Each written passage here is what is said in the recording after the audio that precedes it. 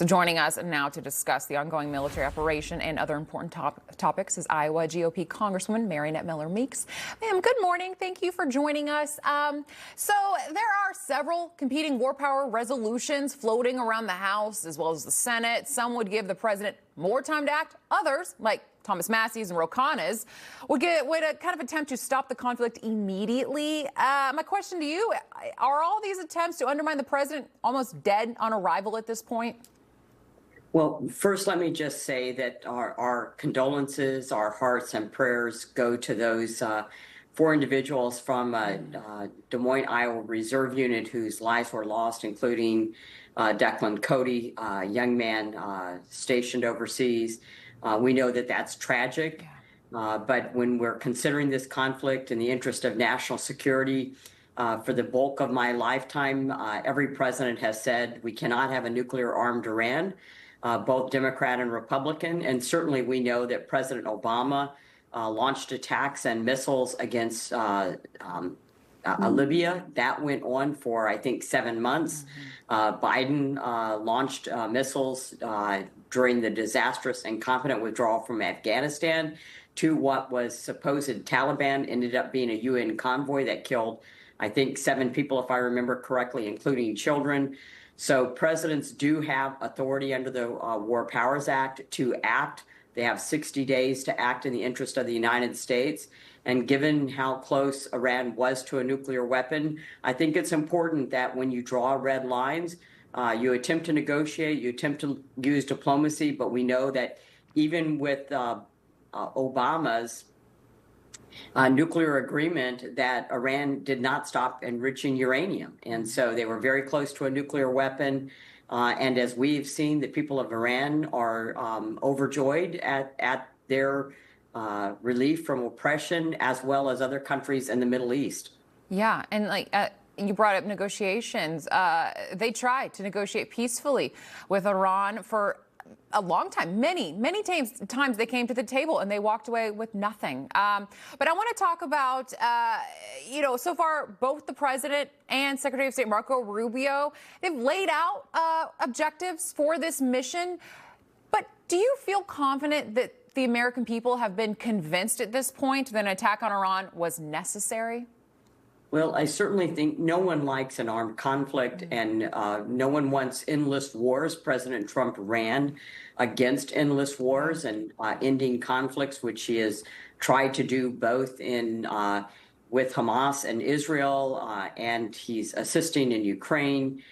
So no one wants armed conflict, but we also can't have a nuclear-armed Iran. We have said it for 4 presidents in a row, 5 presidents in a row.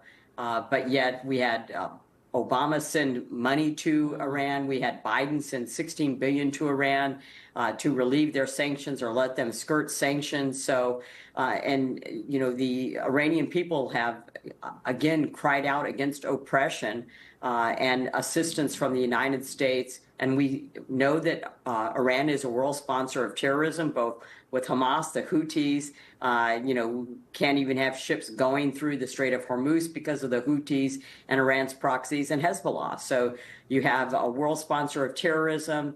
And I predicted on January 3rd with the attack on Venezuela to extract Maduro, who had already been indicted, that we would see changes in both Cuba, Iran, and also Russia and China would be looking on. And to this point, neither of them have come to their aid. So we anticipate that this will be a relatively quick endeavor, making sure that Iran never has a nuclear weapon. We've taken out naval ships. We've taken out communications. And I think the people in Iran will rise up boldly, courageously, and reclaim their country. Yeah, it is an interesting point that you bring up that Russia and China have not come to their aid at all. But Congressman, I would like to show you this quick clip, and then I want to get your reaction on the other side.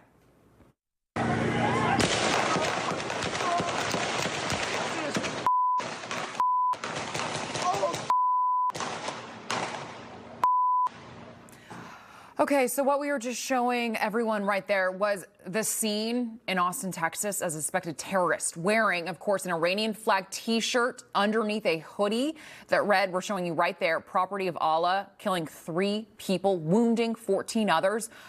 My goodness. Congresswoman, do you think Democrats will do the right thing and reopen Homeland Security, or they once again choose criminal illegal aliens over to the safety of American citizens? Well, having been in the military and stationed at Fort Hood, I remember the attack on Fort Hood. There are radical Islamic terrorists, jihadists that are in our country. This is another example of that. And it's time to open the Department of Homeland Security. ICE has been fully funded. They could have changed the rules for the use of force by Customs and Border Protection, by ICE. They had the majority for 4 years. They didn't change any of those rules. We are still under the same Obama-Biden rules in the Department of Homeland Security, and they could have changed those rules when they had majorities and the presidency. They did not do so.